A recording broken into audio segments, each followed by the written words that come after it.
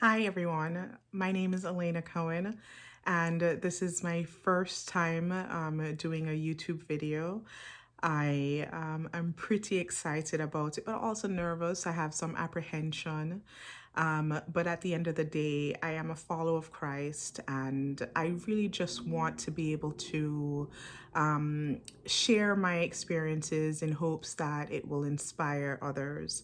And also, in this whole season where most people have become really reclusive due to COVID and um, other things, there's this yearning for community, this desire to want to connect. And I found myself personally just kind of searching through YouTube, looking for someone, looking for some kind of content to inspire me and something that I can kind of watch and, enjoy. And I found it to be tremendously rewarding. And so I'm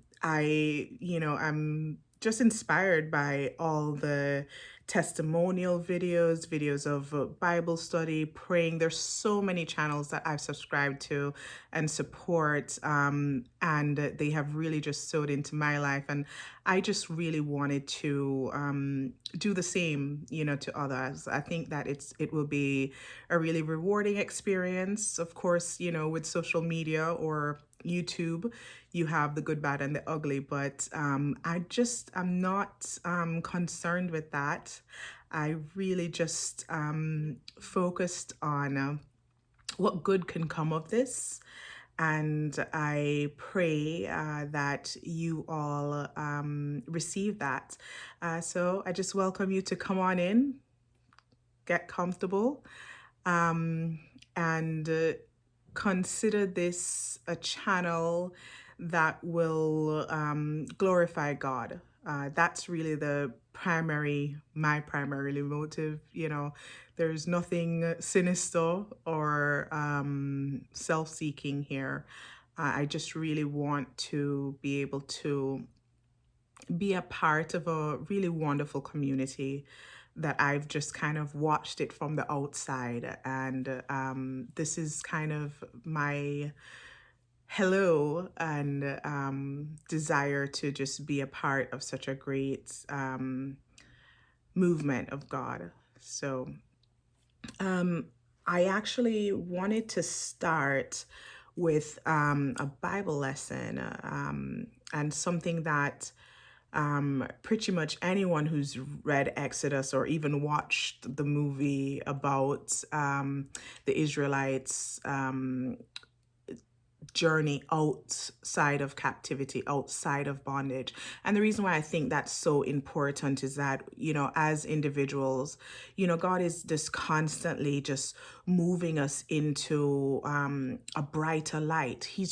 Our lives are just, a journey of just being taken outside of dimness and void and brought into the light. And it's literally our birthright, but somehow through life's journeys and we tend to kind of hang on tight to the unfortunate experiences that we have. Our memory tends to just involuntarily recall the things that are most disparaging, the things that we are most traumatized by or are most sensitive towards. And when that happens, it doesn't really give much room, or audience to the wonderful things that you have going on for yourself and for you to be able to see who you truly are. We look in the mirror, we take selfies and everything, but I just feel that we don't quite see who we are, and that's just because our eyes aren't circumcised. There's this carnality, in this world, and it's just becoming more and more prevalent in terms of vanity, in terms of materialism, in terms of attention seeking, looking for influence, wanting to be an influencer, wanting to be able to lead. There's this idea that we all believe that we have this intrinsic aptitude to lead. But what comes with that is a great deal of responsibility, and a great deal of being able to be real with yourself, to be able to kind of strip the layers off and really determine whether or not you're worthy, really determine whether or not you're you're at a place where you're not living a contradiction. And I think a part of life's journey is to live that contradiction, and live it until it no longer is your reality. Otherwise, you can kind of get stuck in that loop of, yeah, this is what I present myself as, but then, behind closed doors, this is who I am. And that duality is very exhausting, but many people live their entire lifetimes completely compartmentalized between those dualities of how I need to be for people, who I need to be for myself, who I need to be for my children, who do I need to be for my coworkers. So we have all these different pieces. And when you're a follower of Christ, you realize that you will very deliberately become one. One with God, one with yourself, one with love, one with light, one with salt, and one with all things that are righteous. Your conscience will become something that is, at least in my journey, the conscience becomes something that is literally the voice you hear more than any other voice around you. It really is your GPS, like your navigation tool that's just like afflicting you. Things that would ordinarily not bother you, you start to kind of look at it in a different way. And the thing that I would say, when you are being transformed by God, it is a personal, excuse me, it's a personal journey. It's a personal relationship, right? But as you're on this journey, very easily one can get caught up with piety and judgment towards others. And it really is, I say, one of the biggest mistakes that people that are drawing close to God can make, because it really is something where you have to kind of focus inward. The moment you start to say, I've got it, and then you start to believe that you can, judge others, I think that's really where you dwarf your own growth and closeness to God. So the thing with love, it is very equalizing, I found in my experience. And so when you decide to examine your love for God, and you start with His Word, or you start with prayers, or you start with someone mentoring you, whatever it is that you're doing, you'll find that there's no hierarchy in love. And hierarchy doesn't really belong in love. It really is, it's love is such that it's always about unity and equality. And so,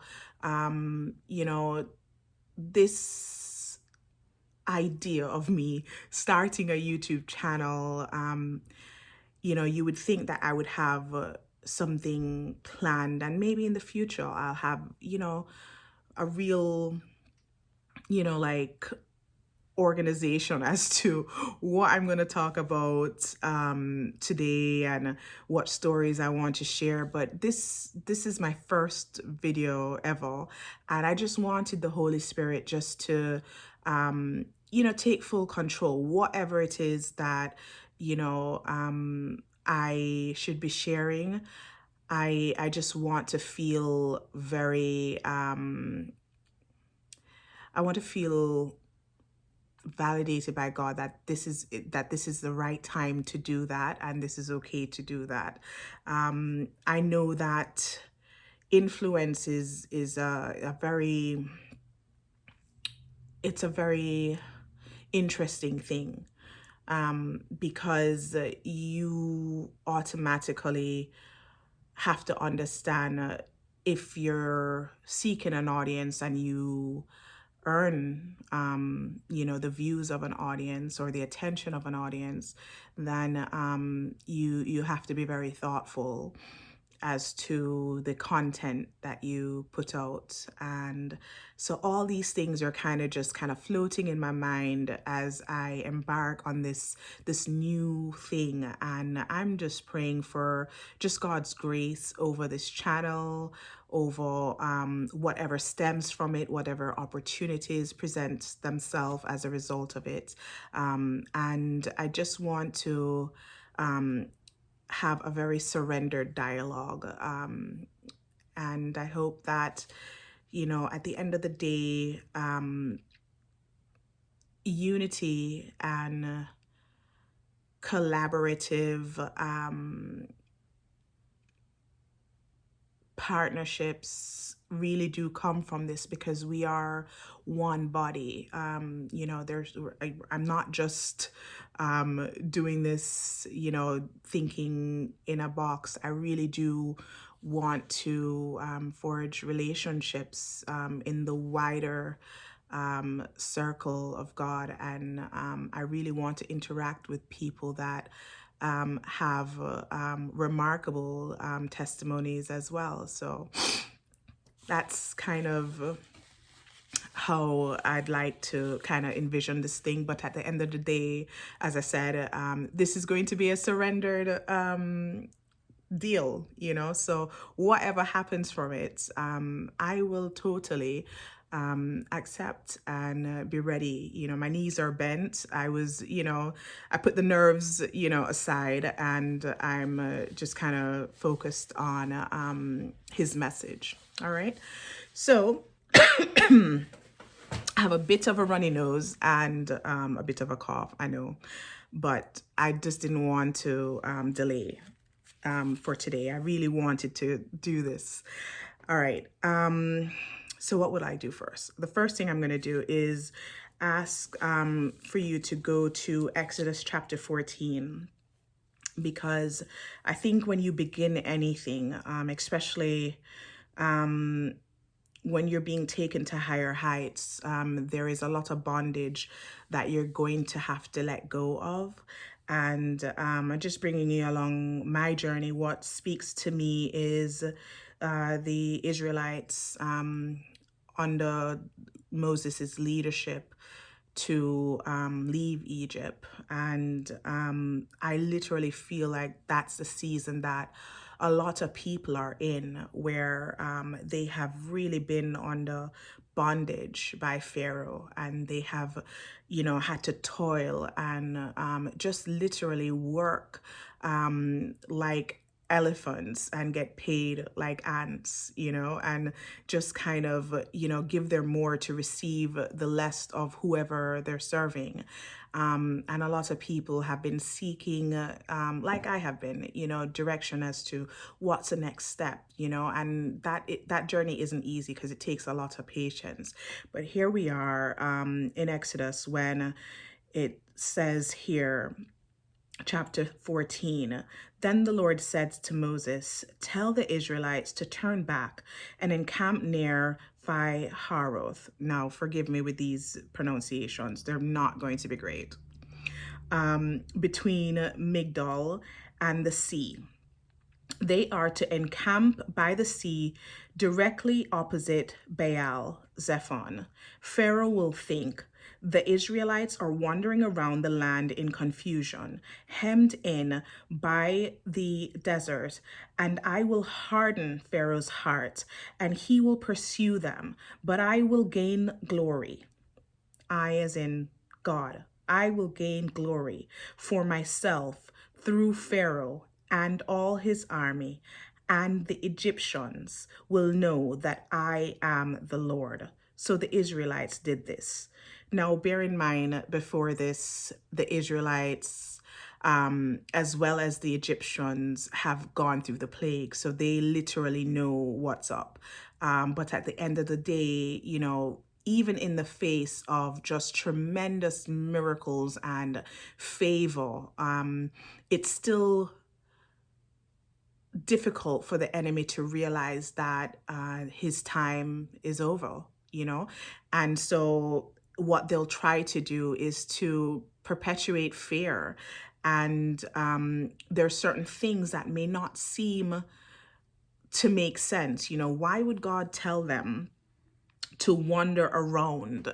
Why would God tell them that? To give the enemy the idea or the impression that they're wandering, And this just speaks to being really being able to kind of really being able to operate and move in a way that, the enemy won't know, because you're following the direction of God. It may not make sense to you. You may not see from the vantage point of the enemy, but God does. And he is 10 steps ahead. And so really just being obedient really to the minuscule directions that you've received from God, and how it will all work out for your good by your obedience. So the Israelites did what they were told. When the king of Egypt was told, this is verse 5, when the king of Egypt was told that the people had fled, Pharaoh and his officials changed their minds about them and said, "What have we done? Have we led the Israelites to go and have lost their services?" So he had his chariots made ready and took his army with him. He took 600 of his best chariots, along with all the other chariots of Egypt, with officers all over them.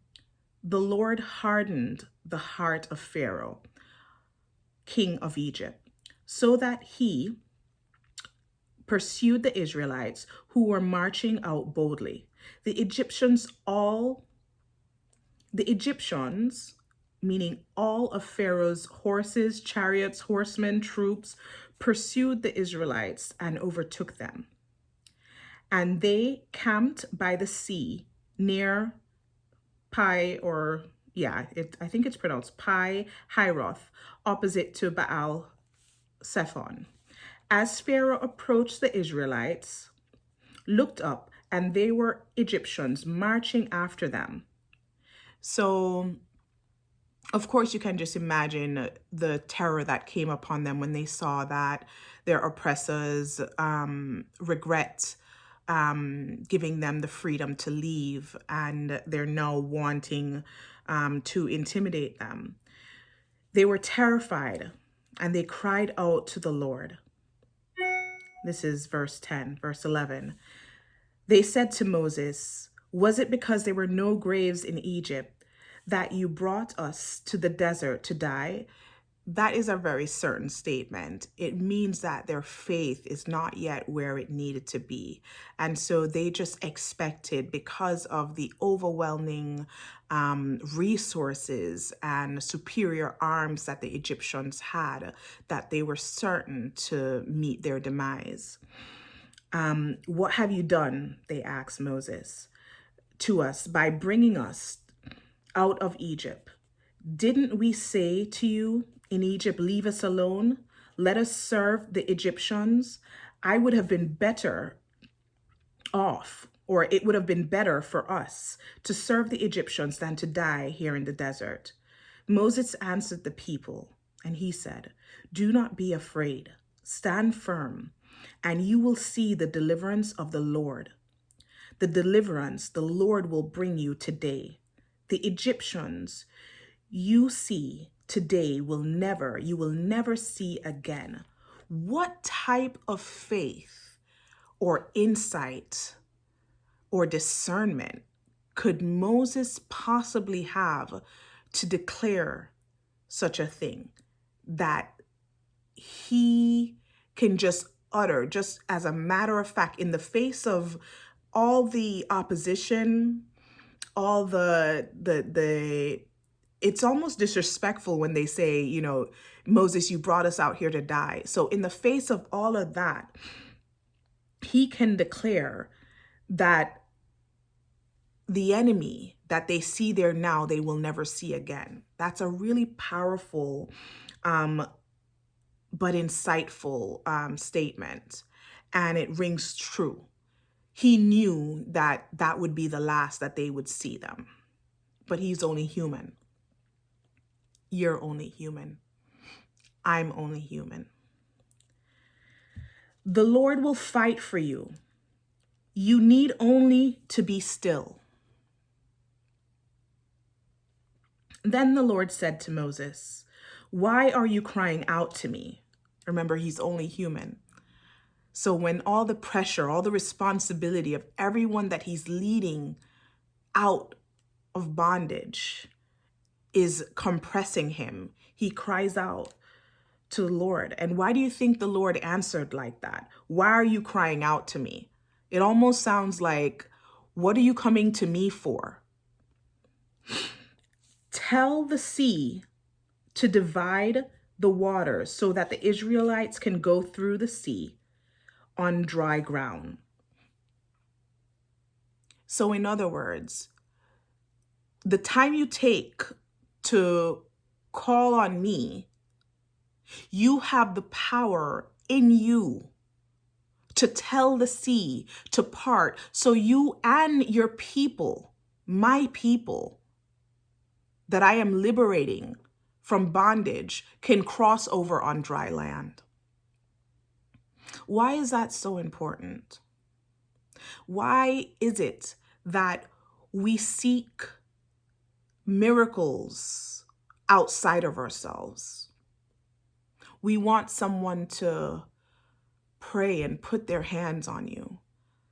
And it's a blessing when someone prophesies over your life. It's a blessing when a righteous person lays their hands on you. All of that is great. But when we are at the point where everything that is good, we seek it outside of ourselves, then we've missed what God has deliberately put into us. And the focus that we should have reading this is God is the same. The same God that said to Moses, why are you calling out to me? Why are you crying out to me? What do you think he's saying when we're praying for that miracle? It's in our hands. We have the power to part that sea. We have the ability to create that YouTube channel. We have the ability to seize and command the favor in that job that you're applying to. We have the ability to get their EIN number and go through all that bureaucracy and start your business without a dime, secure a business loan, get your friend that's done accounting to help you with the financial strategist and, create just a plan of whatever it is that God has put on you to do. It's easier said than done. As I said, as a follower of Christ, it takes a lot of courage. But even if you're not a believer, anyone that has achieved anything has had to hold tight to something beyond themselves to kind of fight through the noise in your head, to kind of fight through the insecurities and to kind of have a type of focus that it's almost desperation, really, that I have to win. I have to survive and I have to make it across away from my enemy. I have to get away. Now, the Israelites were right there between a rock and a hard place. And what did God say to Moses? It says in verse 15, then the Lord said to Moses, why are you crying out to me? Tell the Israelites to move on. Raise your staff. We're going to go back to that. he specifically told Moses, raise your staff and stretch out your hand over the ground. Raise your staff. The reason why I really want us to kind of soak in that statement that God told Moses is because this is a foreshadow, something that tells us in the present day that what we have in our hands is what we need to use, not what someone else has or whatever other fortune or opportunities other people have fallen into. This person has just kind of walked into an open door and they're just getting breakthroughs left, right, and center. When you stand there with the same hands as everyone else and the ability to use your hand, raise your hand, your miracle and your breakthrough is in your hand. It's not in your neighbor's hand. It's not in your parents' hands. It's in your hand. Raise your staff and stretch it out. Stretch out your hand over the sea to divide the waters so that the Israelites can go through the sea on dry ground. I will harden the heart of the Egyptians, so they will go in after them, and I will gain the glory through Pharaoh and all his armies, through his chariots and his horsemen. The Egyptians will know that I am the Lord. When I gain glory through Pharaoh, his chariots and his horsemen, then the angel of God who had been traveling in front of the army withdrew and went behind them. The pillar of cloud also moved from in front and stood behind them. So they were already operating in supernatural. And most times, you as a person, as an individual in your journey, you will see supernatural acts. God will bring down mountains before you. He will do it for you. But then the next step is in your hands. But you're still expecting someone else to bring you through it. And you're the answer. You're, as cliche as it sounds, you hear it all the time. You're who you've been waiting on. You know, it's not going to be some partner, some best friend, somebody's going to discover you. That's not how it's going to happen. People have had those stories, you know, oh yes, I was performing at a speakeasy and, you know, someone saw me and then before you know it, I'm performing at the White House, or I am performing or I'm receiving a Nobel Peace Prize because, you know, I was doing this and that and these people saw and it became that's great. It's wonderful. But majority of us have to look at what's in our hands.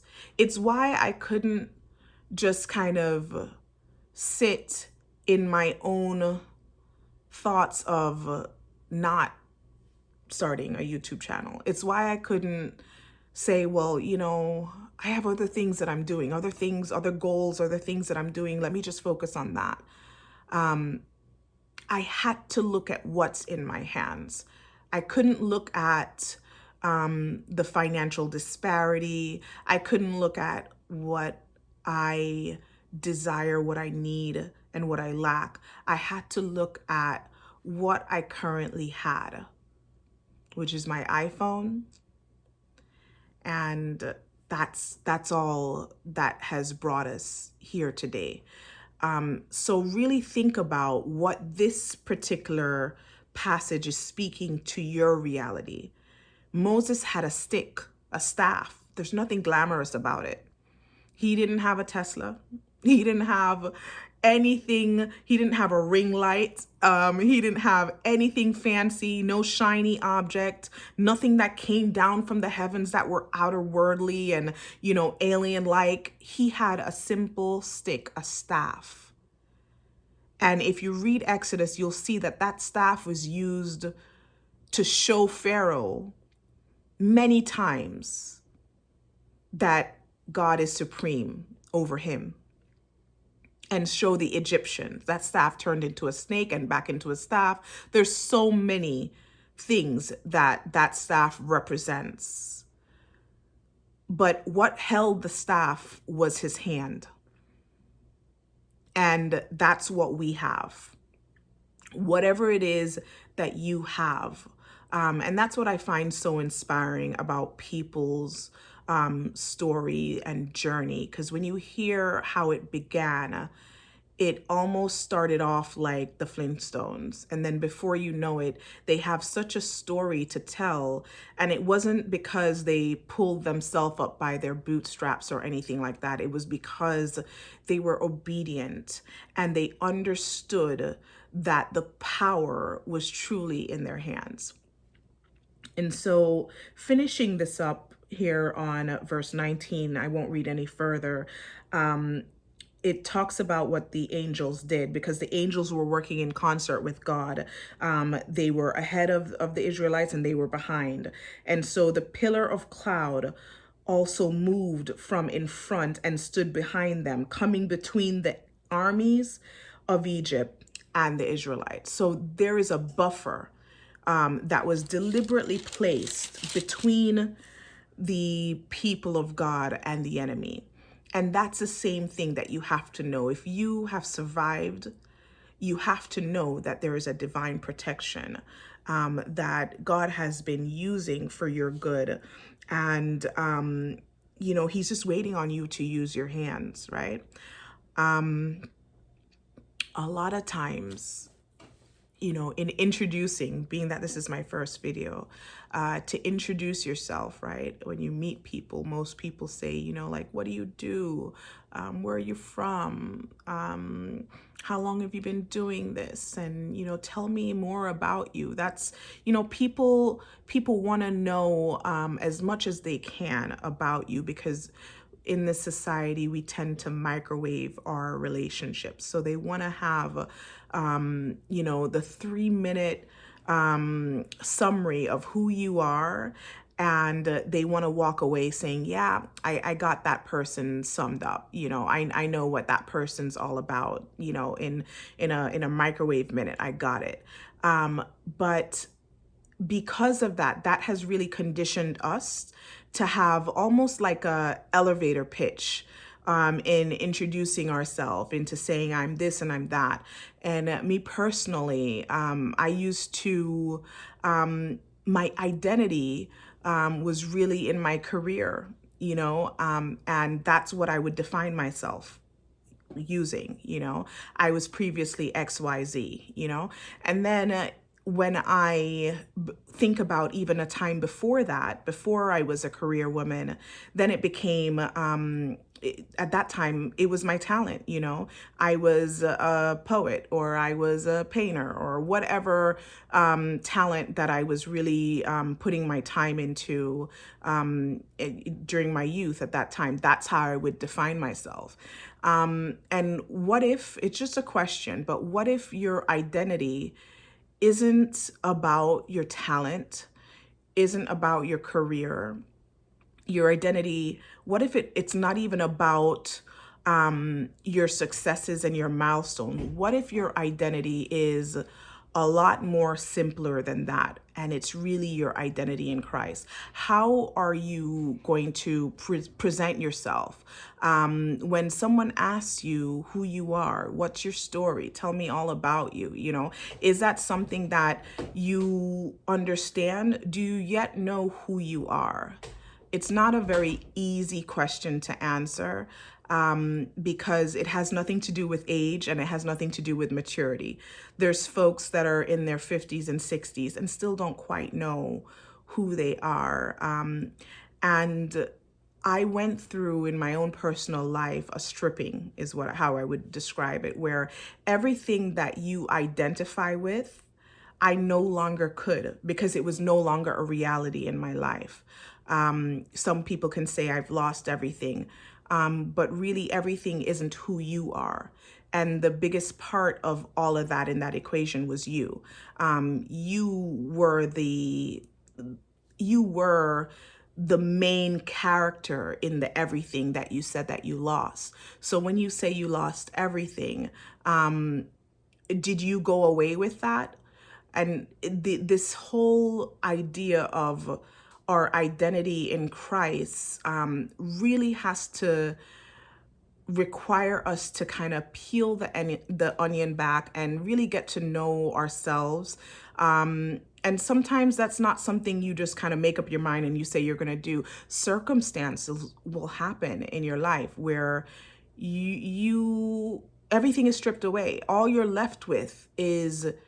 Just all you're left with, and my battery is going low, is just what you are, and building yourself from that part is actually where I am right now. Building myself from what's left, which is always what was. What's left is literally who I am and what I've perhaps ignored, just the nucleus, the real about who I am, is really not anything that anyone even knew, not even my parents, because what they said I was isn't who I am in Christ. And so this discovery is, yes, it's a journey, but it's also an unmasking, and it's also a reinvention, and it's also a birth. And I just think that I just think that if we begin to kind of think in ourselves who we were even as a child, if you can remember the characteristics you had as a child, that's probably the closest to who you really, really are. Because really, we grow, we get taller, but who we are in Christ is as close to who we were in our unadulterated selves as children, right? And so for that reason, I actually enjoy, hearing, folks say, this is who you were as a child, and I thought you would be this and that because you were, rambunctious, or you had no fear, or those things is what we need to kind of get back to. And so I just want to kind of leave with a particular testimony before my battery goes dead. Look at me. I thought I could never do a video, and here I am, 37 minutes in, and I still have stuff to say, and it's just my first video. I have to kind of pace myself. Hopefully, I'll kind of figure out what's the sweet spot in terms of how long a video should be, but I just ask for grace right now. All right, so I'll share a testimony. So I was going to work, very absent-minded, a lot on my head, pressures, and I just wasn't present, and the long and short of it is I didn't notice that I had no gas in my car, and I'm driving in the fast lane, and I just kind of feel the car, I started to feel very insecure because it was kind of like sputtering, and I just was like, oh my gosh, what's happening? And so I pull over on the shoulder of the highway, and I literally knew that I was in one of the most dangerous positions I could be in, because that shoulder isn't really a shoulder to pull over. The actual place that they have designated for pulling over is on my far right, but I knew I couldn't make it there. And so after being there, I called 911. And they said, listen, they're sending someone out. An hour passed, no one came. I called again, and they're like, listen, we have some emergencies that we're dealing with. And then Another hour passed, and at this point I'm just like frantic. And I noticed that a cop car came behind my car, so I was like, finally. I just, was so happy. And the police didn't come out of the car. It seems like the police was just called away. So he parked behind me, and then he just kind of went back into, traffic just like that. And I was just like, what was that about? I called the police again, and they're like, yeah, they had to call him away for another emergency or whatever. And I just felt like the police wasn't helping me. I called roadside assistance, and they said the area that I'm located is too dangerous for them to send their people. So that was all I knew to do in my own strength. And then God just said to me, it was just quiet. He just said, go out of the car, come out of the car, pop the trunk, and just wait. Now, big semi trucks are passing, and each time they pass, the whole car is shaking. I'm shaking. It's just so I'm thinking to myself, the car is literally my only protection between me and all these, trucks that are passing. But I listened, and I went to the back of my car, and I opened the trunk, and literally as I was opening the trunk, this little beat up Acura came, and the guy was like, what's wrong? And I was even embarrassed to say it was gas, but I said it. I said I ran out of gas. And he's like, all right, I'll take you to the next gas station. I was hoping that he would bring me back gas, because I didn't know him, and I felt like, I felt a little scared, going into the car of a stranger, a strange man. So I remember when I went in, I kind of took a picture of him without him knowing, and I had the license plate and everything, and I sent it to a girlfriend of mine, and I told her what the predicament was, just in the event, I was just trying to be as cautious or prudent as possible. But the conversation he had was just like, if this happened to any of my sisters, I would want to essentially, I would want someone to do this for them. And then he was talking to me, and he was, just, kind of telling me he has one daughter who's going to law school in Stanford, and she happened to be studying human rights, which is the same law that I am interested in. And there was just a lot of eerie similarities between him and this daughter that he was speaking about.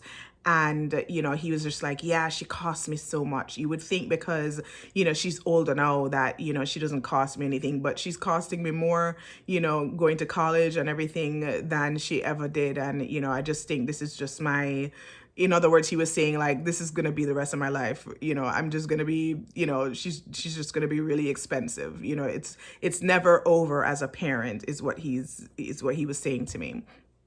And he was just telling me a little bit about himself. The long and short is that we got to the gas station. He got out, bought the can, the container to put the gas in, and he put the gas in, and we were coming back. And remember, I didn't want to leave my car specifically because of, just not sure, who he was or anything like that. But I felt really comfortable by the time that I got to the gas station with him. So we're driving back on the opposite side of the highway, and he's gone to the lane that's closest to the barrier between the highway going southbound and the highway going northbound, because I'm pulled over on that end. And so I thought that he was gonna try to pass the exit and come back around and get to where my car was, but his intention was to put gas in it, jump over the median, put gas in it, and drive my car to meet him or whatever. Whatever the plan is, it never worked out because he wanted to climb over the median, put gas in my car, and then drive my car to where his car was pulled over. And we got to where, I broke down and I didn't see the car. And then I was just looking around and I saw my car on the back of a tow truck. And I was just mortified because literally I had just like $20 in my bank account. And I knew, this was going to be an arm, a leg, a toe, all sorts of stuff. I knew it was beyond what I could afford, and it was just more problems. So I started to kind of panic. My temperance kind of changed in the car. I was just kind of uneasy. I quickly took down the number of the tow truck, and I called them, and they're like, we haven't yet brought your car. Dispatch said that your car is still en route. And so if you want to meet us at the gas station, it'll be $700. If we actually bring it to our lot, it'll be 14. And so I was just like, what? So, sometimes, you use your card, that there's no money in there, but the overdraft kind of covers it, that sort of thing. Not something that I do or I use as a practice, but I'm looking at this as a case of emergency. And I'm just praying and asking God, just like come through for me this time because I need to get a car. And so we got to the gas station, and I was kind of like, he was driving so slow, and I was just like, please hurry up, let's get to the gas station. And we got to the gas station. There's the car. The guy comes out, and he's like, yeah, the cops told me to tow your vehicle, and if you were there, they would likely arrest you because they said that you were calling multiple times, and that was a violation of some law or whatever the case may be. And I just was like, I couldn't even concentrate on what he was saying. It's just after the fact that I was like, they were prepared to arrest me because I called the police too many times because I was in a dangerous spot. And he's like, it's a good thing that that you left. In other words, my regret of not staying with the car was just like null and void at that point, because I realized that I was dealing with a lot of prejudice with the police. And I just kind of felt like, man, they were really not intended to help me, but that isn't even the point. The point is, got to the gas station and I gave him the card, it's like, shaking as I'm giving it to him, and it declines. And before I could just like sit in that disappointment and kind of angst, the guy just literally just took out $700 cash out of his pocket. A man that I don't know, and just paid the guy for my vehicle. And he offloaded it, asked me if I needed gas, and I'm like, no, it's okay. I know I had money enough to get gas, right? So I got the gas, and I was just tremendously grateful. I was crying, I was hugging him, all of that. But I wanted to be able to reimburse him. And so I took his number, and it was just the whole time, it felt like a really supernatural experience. So I dialed his number while he was there just to make sure that it's real, and it rang, and he picked up. He's like, and he laughed. He's like, oh, you thought I would give you the wrong number. I was like, no, I just was double checking. I just wanted to be sure I had the right number down. We embraced just the most like fatherly, caring disposition ever. And he went on his way, and I proceeded to work, and I just couldn't get the whole thing off my mind. The next day, I was paid, so I was able, I was eager to like pay him back and everything. And asked me, I dialed the number, and it just says it's a non-working number. The number that was verifiably a number the day before with the man there is a non-working number. And that was, I would say, one of many encounters I've had with people that I just know were just angels. It was just such a powerful, loving thing. And it all stemmed from my obedience to God when he said to open the trunk and wait right there. And I couldn't have been there for 5 minutes. It had to be like 1 or 2 minutes, because the trunk was still like rising up when this gentleman came in. And I still to this day have his picture that I took when I was kind of weary of like who he was.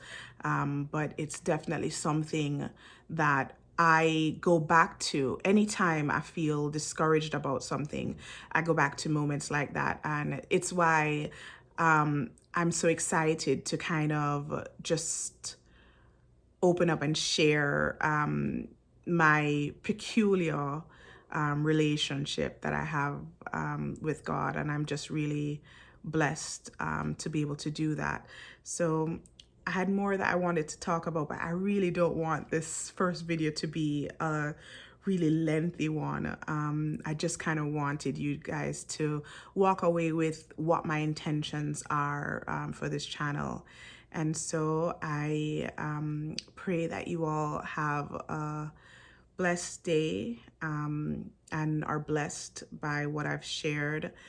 I give God literally all the glory for just his insistence in me doing this and his patience with me.